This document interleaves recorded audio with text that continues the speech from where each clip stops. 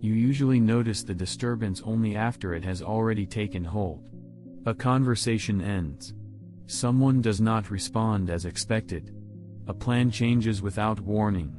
Something small happens, and the mind quickly moves from observation to complaint. The event appears to be the cause. But this is a misreading of the situation. The event itself carries no demand inside it. An expectation was present before the event occurred. You assumed a response, a reaction, or a certain outcome. When the outcome did not match the expectation, the mind quietly performed a second step. It converted expectation into entitlement. At that moment, the situation changed, not in the world, but in your judgment. The disturbance did not begin when the event occurred. It began when the mind decided that reality was required to comply with a private assumption. Epictetus repeatedly returns to this point. Events are neutral occurrences. They do not contain insult, injustice, or disappointment within themselves.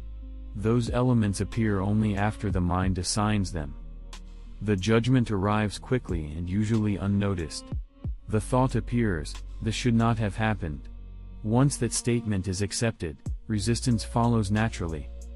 Expectation becomes a demand. From there, irritation, resentment, or frustration seem justified. But the foundation is mistaken. Reality did not violate a rule. It simply failed to follow a preference. Responsibility begins exactly at this point. The event is not yours. The judgment is.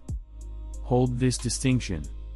When expectation claims authority over reality, the moment expectation hardens into demand, a boundary has already been crossed. What began as a private preference quietly presents itself as an obligation for the world to satisfy. The mind stops observing and begins insisting. At this point, irritation becomes predictable, because reality rarely conforms to private assumptions. To see this clearly, the Stoics begin with a strict division. Some things belong to you. Other things do not. Your judgments belong to you. Your intentions belong to you. Your decisions and responses belong to you. Other people's choices do not belong to you. Events do not belong to you. Outcomes do not belong to you. Reputation does not belong to you. This boundary is simple, but it is rarely respected. Most disturbances appear precisely where this line has been ignored. Expectation is often the mechanism of that confusion. When you expect a colleague to answer quickly, the expectation appears harmless. It feels like a normal anticipation of cooperation. But notice what occurs when the message remains unanswered. The mind rarely stays neutral. A quiet conclusion forms, "They should have replied." The expectation becomes a rule imposed on someone else's behavior. When the rule is not followed, irritation appears as if a violation has taken place. But no violation actually occurred. A person simply acted according to their own priorities, schedule, or judgment. Those decisions were never yours to control. The error lies in the assumption that your expectation created authority over another person's actions. Expectation does not grant authority. The same pattern appears in many ordinary situations. Someone interrupts you during a meeting. A plan changes at the last moment. A friend forgets to call. Each event is simple in itself. The disturbance arrives only when expectation silently claims ownership over something external. You expected attention. You expected reliability. You expected recognition. These expectations are often reasonable preferences. The Stoic position does not forbid preference. But preference becomes a problem the moment it is treated as a requirement imposed on reality. At that point, the mind stops describing events and starts issuing verdicts. Notice the language that appears internally. They shouldn't have done that. This should not be happening. People are supposed to behave differently. These statements sound like observations, but they are actually demands disguised as descriptions. The mind is no longer examining what happened. It is protesting that the world failed to follow its private script. Epictetus points directly to this mistake. The disturbance never begins with the event. It begins when judgment declares that something outside your control was obligated to behave differently. This confusion drains energy in a predictable way. Once expectation becomes entitlement, the mind attempts to enforce a rule it has no authority to enforce. You replay the moment. You rehearse arguments. You imagine how things should have unfolded. All of this effort is directed at a domain that was never yours. Discipline becomes impossible when this confusion is left unexamined. Effort is spent correcting other people, correcting circumstances, or correcting outcomes. Yet none of these are within the sphere of your authority. The Stoic correction is not complicated, but it is demanding. Expectation must return to its proper status. It is a preference, not a command. It describes what you would like to happen, not what reality is required to deliver. Once this is understood, irritation loses much of its foundation. The event remains exactly as it was. The only change occurs in the judgment applied to it. Instead of protest, there is recognition. The other person acted according to their judgment. The outcome unfolded according to circumstances. Neither of these belonged to you. What remains under your authority is your own response. This boundary is not a philosophical idea. It is the foundation of discipline. Until it is respected, every unmet expectation will continue to feel like an offense against you. But the mechanism of disturbance does not end here. Even when the boundary of control is understood, another process still operates inside the mind. The boundary clarifies ownership. The next step explains how agreement happens at all. A disturbance does not become stable the moment an event occurs. It becomes stable when the mind agrees with the first interpretation that appears. An impression arrives automatically. Someone speaks sharply. A message is ignored. A plan collapses without explanation. These moments enter the mind as raw impressions. They arrive quickly and without invitation. But impressions do not yet contain judgment. The mind adds judgment afterward. This addition usually happens so quickly that the two steps appear identical. The event occurs, and the reaction seems immediate. Yet Stoic analysis separates these stages carefully. First, there is the impression. Second, there is the judgment about the impression.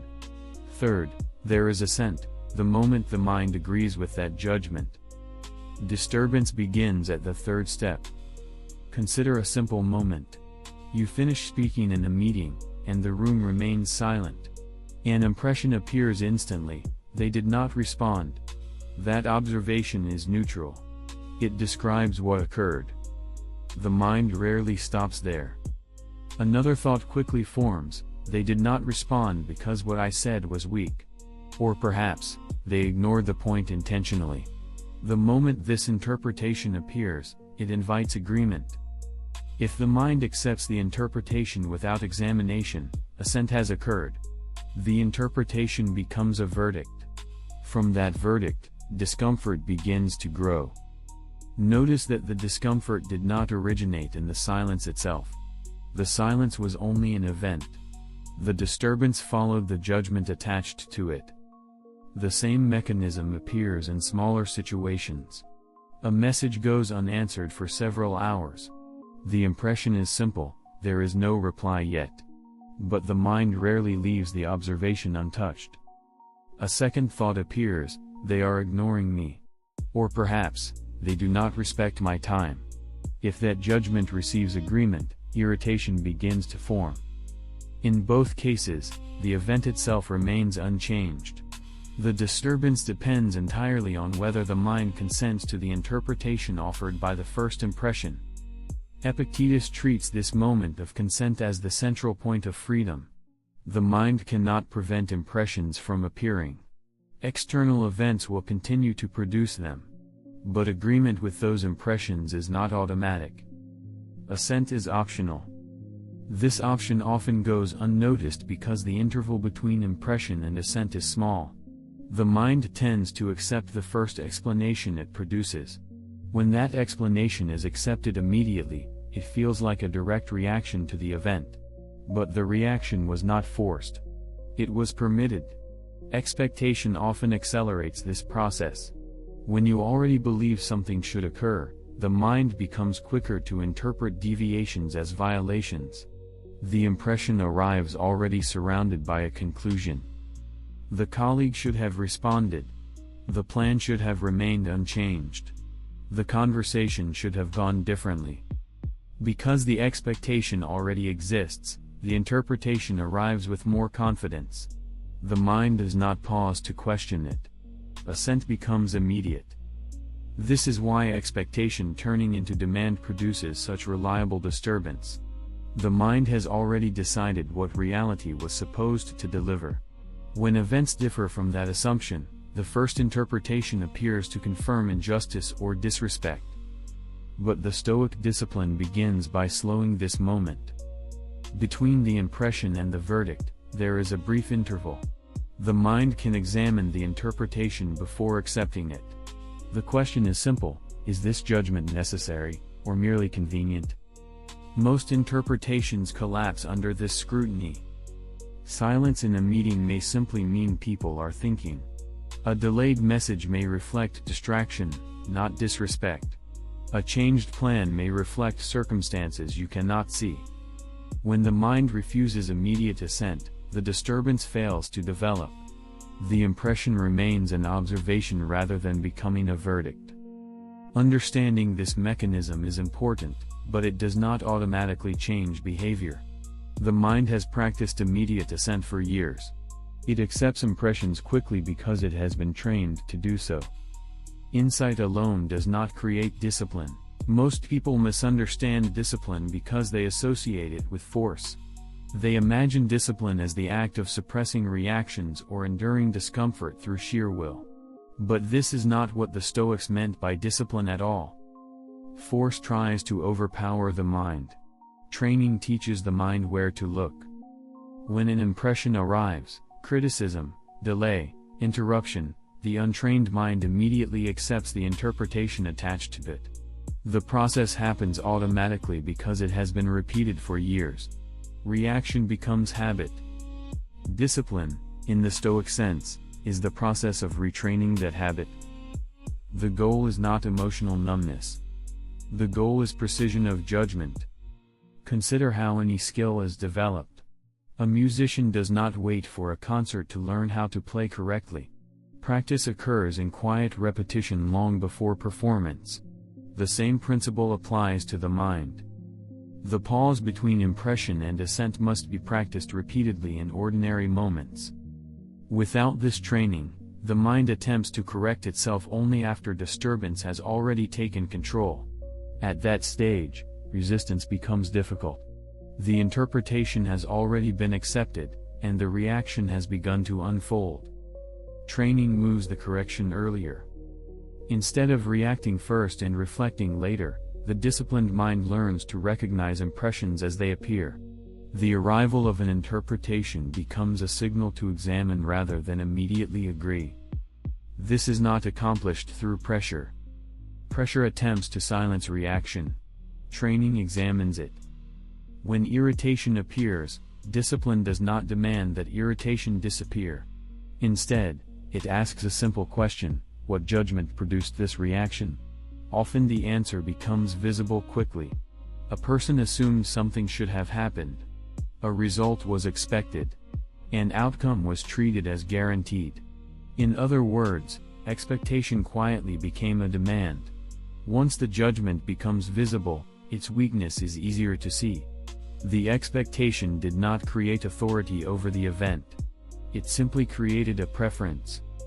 This recognition dissolves much of the reaction without requiring suppression. The mind learns that disturbance is not a force imposed by the world. It is a chain of agreement that begins internally. If agreement is withheld, the chain never forms. But this skill does not appear suddenly. It develops through repetition. Every time an impression appears, the mind has an opportunity to examine it. Sometimes the examination will occur too late. The reaction will already be underway. That is not failure. It simply reveals where training is incomplete. Stoic discipline accepts this reality. The goal is not perfection. The goal is improvement in attention. Over time, the interval between impression and assent becomes easier to recognize. The mind notices interpretations earlier. Instead of accepting the first explanation, it waits briefly. That brief hesitation is the entire practice. It allows judgment to be examined before it becomes a verdict. It prevents expectation from quietly transforming into demand. And it restores the only authority that actually belongs to you, the ability to decide what judgments you will accept. Training remains abstract until it appears in the small decisions of ordinary life. Most people imagine discipline as something dramatic. They assume it appears during conflict, pressure, or confrontation. But the Stoic approach is far more ordinary. Discipline is trained long before anything difficult occurs. The mind learns stability in moments that seem too small to matter. A delayed reply, an unexpected inconvenience, a brief interruption, these situations appear insignificant, yet they contain the same mechanism that later produces stronger disturbance. An impression appears. An interpretation quickly follows. The mind prepares to agree. Daily practice begins exactly here. The first practice is anticipating impressions. Not with anxiety, but with realism. Epictetus repeatedly advised preparing the mind for ordinary disruptions before they happen. Plans will change. People will forget. Conversations will turn unexpectedly. This anticipation does not create pessimism. It removes surprise. When inconvenience appears, the mind recognizes it as something already expected rather than as a violation of order. Expectation loses the power to become demand because the mind has already acknowledged that outcomes are uncertain. The second practice is the pause before assent. When an interpretation appears, "They ignored me, this should not have happened, this is unfair," the disciplined mind delays agreement. The pause does not need to be long. One breath is enough. During that brief moment, the judgment is examined. Is the interpretation necessary? Or is it simply the most convenient explanation? Often the answer becomes obvious when the mind hesitates instead of agreeing immediately. Many interpretations dissolve when they are forced to stand still for a moment. They survive only when they are accepted quickly. The pause restores authority over judgment. The third practice occurs at the end of the day. The Stoics treated evening reflection as a quiet review of how judgments were handled. This review is not a ritual of praise or blame. It is simply observation. Where did the mind accept an interpretation too quickly? Where did expectation turn into demand? Where did the pause appear in time? The purpose is not self-criticism. Guilt is simply another unexamined judgment. If the mind condemns itself for reacting poorly, it repeats the same mechanism it is trying to correct. The review exists only to strengthen attention. Each day provides dozens of small situations where impressions appear and judgments follow. These moments are the training ground. When the mind becomes familiar with examining them calmly, larger disturbances lose their automatic power. Nothing dramatic is required. Consistency matters more than intensity. The mind improves slowly through repeated recognition of the same mechanism: impression, interpretation, assent. Over time, the pause becomes easier to access. Expectation remains a preference rather than becoming a demand. Events still unfold unpredictably, but they no longer carry the same authority over your reactions. From this quiet consistency, a different kind of freedom begins to appear. Freedom is often imagined as comfort. People assume that if life becomes stable enough, if others behave correctly, if plans unfold smoothly, if recognition arrives when expected, then freedom will appear naturally. But this definition places freedom entirely outside your authority. Comfort depends on circumstances. Circumstances change constantly. If freedom depends on conditions remaining favorable, then freedom will disappear whenever those conditions shift. The Stoic definition is different. Freedom is the condition in which your judgment remains your own. Nothing outside you needs to cooperate for this to exist. The world may continue to behave unpredictably. People may act carelessly, plans may collapse, recognition may fail to appear. None of these events remove the authority you hold over your judgments. What they remove is comfort. This distinction matters. Comfort is fragile. Freedom is not. When expectation becomes a demand, freedom is quietly surrendered. The mind ties its stability to events that it does not control. When those events fail to comply, irritation or resentment follow automatically. The person feels trapped by circumstances. But the trap is internal. The demand itself created the dependence.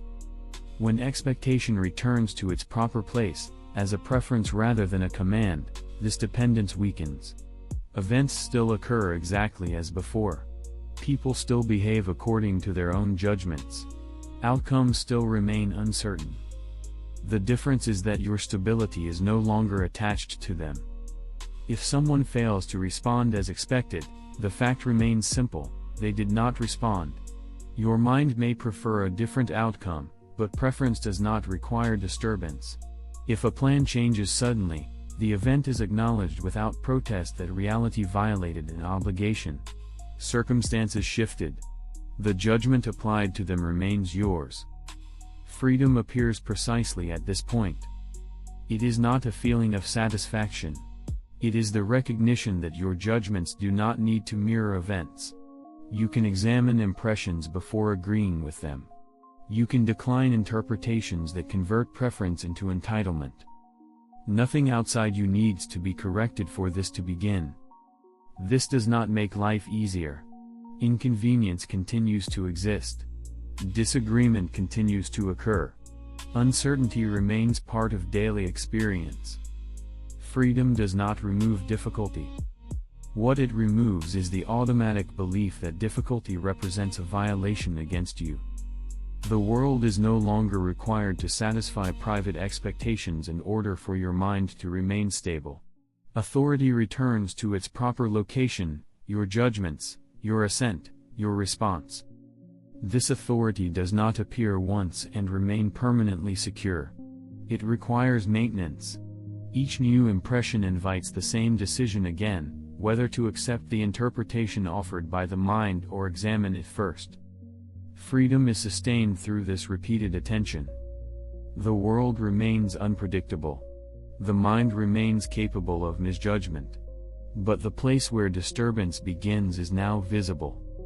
Expectation no longer carries hidden authority. Judgment remains under examination. Assent becomes deliberate. Nothing more needs to be added. You may notice that nothing dramatic has been proposed here. No special technique, no dramatic change in personality, no promise that life will become easier. The correction is much smaller than that. An event occurs. An impression appears. A judgment begins to form. At this point, the mind often moves too quickly. It converts expectation into a demand and treats the result as a violation. From there, irritation or resentment feel justified. But the structure of the disturbance is now visible. The event was not yours. The expectation was yours. The judgment that turned expectation into entitlement was also yours. Responsibility cannot be transferred beyond that point. This does not mean the mind will never react incorrectly again. Impressions will continue to arrive quickly. Interpretations will still appear. Sometimes assent will happen before attention catches it. That is part of the training. The work is simply to return to the pause each time the mechanism becomes visible again. Examine the judgment. Separate preference from demand. Keep authority where it belongs.